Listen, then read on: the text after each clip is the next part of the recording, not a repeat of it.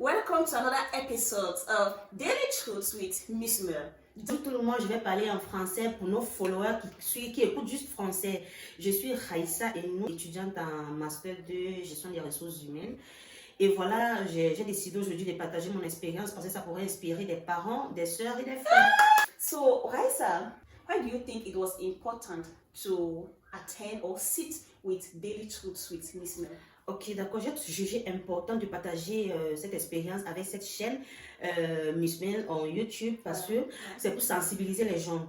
Parents, les frères, les soeurs, les jeunes mamans comme nous, avant d'envoyer les enfants à l'internat, c'est qu'il faut savoir en fait, connaître les avantages et les inconvénients de ce milieu-là.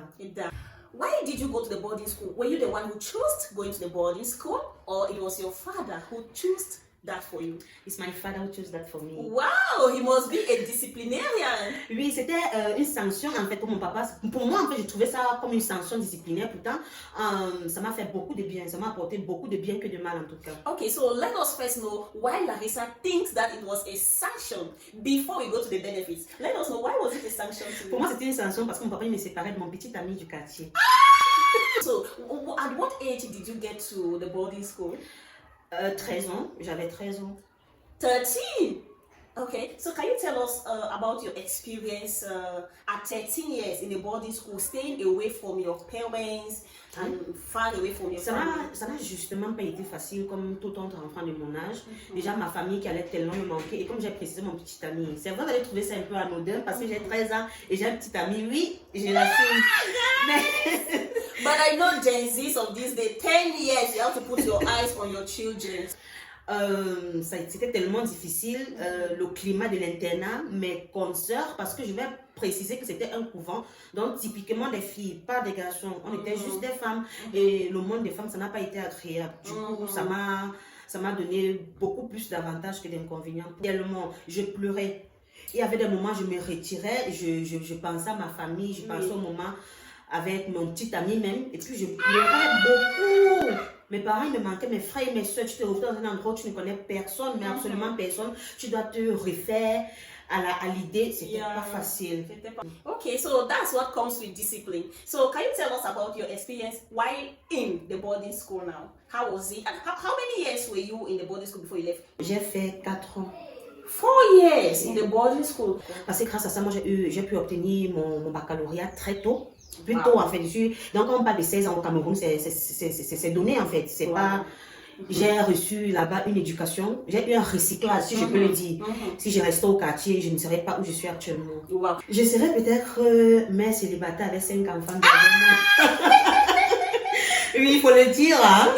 Et je n'aurais peut-être pas eu le BEP, c'est parce que j'ai un tabac quand je préparais mon BEP, on appelle ça O level. Yes, ordinary level. Ordinary level, yes. Toujours reconnaissante en fait. Tout compte fait, c'était pour mon bien.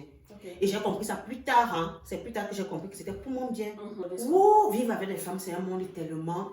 Si tu n'as pas le cardio, tu peux. Il y a des moments où tu penses à te suicider, tu penses à fuguer.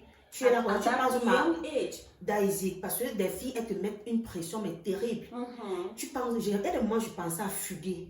Fuguer dans une ville que je ne connais pas. Je suis nouvelle. La ville en Konsamba. Konsamba? Yes. So where did you live to Konsamba? Where were you first of all schooling? You're in Yaoundé. Yaoundé, yes. You're in Yaoundé, and your father sent you to Konsamba. Il y avait ce que je t'ai fait souligner, c'est qu'il y a l'école, il y a le collège qui était à 10 mètres de l'internat. L'internat était carrément différent du collège. Donc on sortait de l'internat pour aller au collège à 10 mètres. C'est un peu comme en prison. Vous voyez, quand les prisonniers, quand un nouveau prisonnier arrive, il y a toujours le chef de terre qui te fait d'abord lécher les bottes. Et naturellement, ça c'est une nature à moi. Je suis de nature rebelle. On ne me marche pas trop dessus. Du coup, je résistais. Ma résistance m'a fait connaître beaucoup d'ennemis. Parce qu'on voulait me voir down. Et je suis quelqu'un qui garde toujours la tête haute. Mais you are still young. What gave you that courage to be able to defend yourself by yourself? Comme je l'ai dit, c'est en moi. Je suis née comme ça. Ça, c'est un truc en fait que je trouve. en moi, ça c'est Raïssa en fait. Trop rebelle, toujours haut en fait. Je ne me laisse pas piétiner. So, because of that, you had some enemies in school. Oui, parce que j'ai refusé de me plier à leur quatre volontés. Ça devait peut-être être le genre, tu es obligé de partager ton repas à moitié, chose qui n'était pas possible. Parce que quand ton parent il vient te laisser la nourriture du mois, il ne compte pas qu'il y a des gens dedans. Il compte que c'est pour mon enfant. Et puis si ça finit avant le mois, c'est ton problème. Tu vas mourir de faim. Et sachant qu'à l'internat, on va peut-être mettre sur la liste vos enfants vont déjeuner, le dîner, le souper. Non, ce n'est pas ça. Je suis désolée. Ce n'est pas ça. Non, ce sont des formalités. Ce n'est pas ça. Là-bas, on vous apprend. C'est comme une formation militaire. Ce n'est pas comme si on partait faire le défilé de mode. On ne peut pas vous cajoler là-bas. Carrément, on te fait comprendre que tu n'es pas chez ton père. And you people did not have phones to communicate directly with Ça, c'est la règle numéro 1. On vous coupe entièrement du monde. La seule période qu'on a passé les appels, c'était chez la mère générale. Donc, tu peux appeler ton papa, tu peux la voir. Quand on te trouve avec un téléphone, tu vas subir des sanctions. Mais tu vas peut-être trouver ça facile. On peut-être te dire plante le chou. Tu peux planter le chou pendant 2 heures de temps que tu vas trembler. N'est-ce pas? Tu peux planter le chou. Ou bien, comme on était dans une école missionnaire, une école chrétienne, on peut peut-être te demander de réciter le « Je vous salue Marie » 300 fois. Quoi? Guys? Oui. 300 times. Je vous salue Marie, ou bien notre Père, ou bien je confesse en Dieu. Donc on te donne une prière que tu vas réciter 300 fois.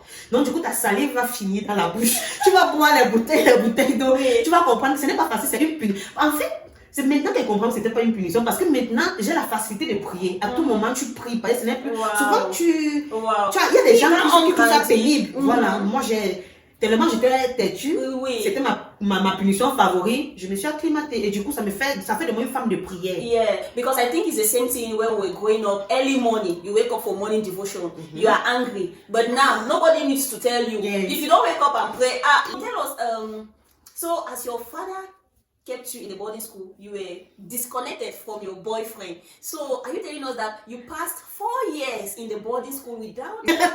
Ok, je vais être honnête, comme dans toutes les règles, il y a toujours les gens qui les violent. On viole les règles. Et déjà les règles sont faites pour être violées. Voilà. Vraiment, elle est réelle. Du coup, je n'avais pas un téléphone personnellement, mais j'avais on les appelle my sister. On s'appelait les sisters. Ok, les soeurs. Voilà, j'avais une soeur, une camarade qui avait son téléphone et j'avais au moins 5 à 4 numéros en tête. Et le premier numéro de mon papa et le numéro de mon petit ami. Donc on ne pouvait pas être coupé en fait. Donc, in spirit, they were still connected. In their minds, in their souls, they were still connected. Yes. Okay, so how did we go?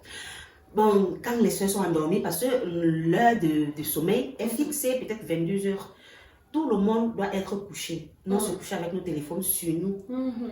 Je me souviens, je vais vous raconter une petite anecdote. Je me souviens une fois, j'ai voulu faire comme les autres filles qui appellent leurs parents. Allô papa, ça ne va pas ici, envoie l'argent, fais ceci, fais cela. J'ai dit, mais pourquoi pas moi si je vais appeler mon papa, il me manque tellement. Il était 22 heures de cela parce qu'on dit censé dormir. Je prends le téléphone de ma soeur, de ma consoeur, en fait, je fais dire ça comme ça. Je compose le numéro de mon papa, j'appelle, allô papa, vous me manquez. Il me dit, c'est Raïssa. Je dis, mais papa, tu ne reconnais pas ma voix. C'est moi, Raïssa. J'ai pris le téléphone ici, là, chez ma copine pour parler avec toi. My father dropped you. Il a raccroché. Donc, pour toi, tu pensais que tu es en train de faire une bonne chose. Mon père a raccroché l'appel. 5 minutes plus tard, on voit la mère, puisque leur bâtiment était différent du nôtre. On voit la mère générale venir, les portes s'ouvrent. Elle vient tout le monde de sortir. Et Cassie, place-toi ici. Moi, c'est Cassie et nous. Placez-vous là. Donne mon téléphone que tu as. Ton père vient de m'appeler, que tu l'as appelé, tu as un téléphone. Donne le téléphone. Tu peux imaginer le papa qu'elle Raïssa a. Ce n'est pas fini. Ça m'a tellement choqué. On cachait des téléphones dans les endroits où je ne peux même pas parler ici. Mais on fouillait et on a retrouvé le téléphone. Évidemment, ça m'a créé des problèmes avec la soeur qui avait le téléphone. J'ai dû ramasser ça d'une manière ou d'une autre. Ce n'était pas fini là. J'étais tellement blessée, j'étais fâchée. J'ai écrit une lettre à mon papa. Je lui ai dit d'oublier qu'il a une fille ici à l'internat. Je lui ai dit, papa, oublie, comme c'est comme ça, non, tu ne m'aimes pas. Oublie que tu as une fille ici à l'internat. Croyant qu'il devait faire le chantage affectif, qu'il va dire, ouais, Raïssa, il est oublié. My father wrote me a letter, send me back that. Oublie aussi que tu as un papa ici. Le fait qu'il m'a trahi chez la mère générale, ça m'a énervé. Parce que les autres parents cautionnaient causer avec les enfants, mais mon père n'a pas accepté. Il a dit que la règle reste la règle. Et toi, tu avais quel âge pour avoir ce courage de faire une lettre à ton père pour lui adresser que moi, je n'ai pas aimé. Je voulais qu'il regarde de bons sentiments. Je voulais qu'il m'aime. Je me disais, je voulais qu'il m'aime à ma manière. Pas pas à sa manière. Donc, je suis rentrée à l'école, comme on avait les enfants qui étaient aussi externes. Oui. J'ai écrit une lettre. J'ai mis dans le sac, j'ai mis dans l'enveloppe, on a expédié la lettre à mon père. Tu as La personne vraiment a fait fait- l'effort. J'ai dépensé plus de 3000 francs. J'ai donné 1000 francs à la personne, expédié avec un de 2000, appelé que c'est une urgence, donc il faut écrire une lettre. Mon père est parti, il a récupéré la lettre, il a lu. J'avais écrit toute une lettre, comment il m'a fait, pourtant les autres parents, Il ils t'a accepté. humilié, peut-être. Il m'a humilié, je me suis sentie trahie, je ne me suis pas sentie aimée, il ne m'aimait pas, il me détestait.